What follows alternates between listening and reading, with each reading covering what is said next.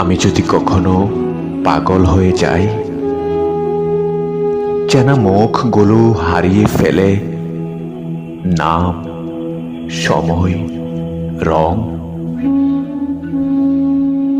তুমি তখনও থেকো পাশে, যেমন ছিলে এক নিঃশব্দ বিকেলের আলোয়। যদি কোনোদিন আমার ভেতর থেকে সব অনুভব উবে যায়, হৃদয়ের ঘড়িতে থেমে যায় প্রতিধ্বনি, প্রতিটি কম্পন,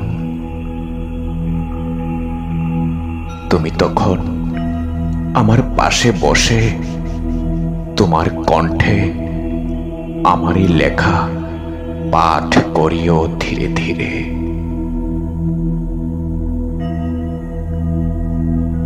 আমি হয়তো চিনব না তোমাকে, তবুও আমার নির্জীব চোখের গভীরে অজানা এক নদী জেগে উঠবে। পাথর হওয়া দৃষ্টির ফাঁক দিয়ে গড়িয়ে পড়বে অশ্রু, যেন এক হারানো সময়ের স্মৃতি, যেখানে আমি ছিলাম মানুষ, ভালোবাসার স্পর্শে নরম ও জীবন্ত। তুমি পড়তে থেকো, আমি শুনবো না, তবুও শুনব। ভাষাহীন বুকের গভীরে জেগে উঠবে অদ্ভুত ব্যথা, যেন কারো মৃদু পায়ের শব্দ চলে যাচ্ছে দূরে, আর আমি দাঁড়িয়ে আছি একা এক নির্জন শরতের প্রান্তে।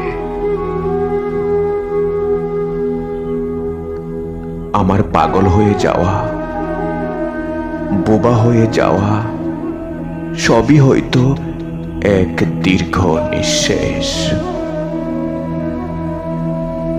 কিন্তু তোমার কণ্ঠে আমার কবিতার প্রতিধ্বনি হয়তো তখনও আমাকে ফিরিয়ে আনবে এক মুহূর্তের জন্য,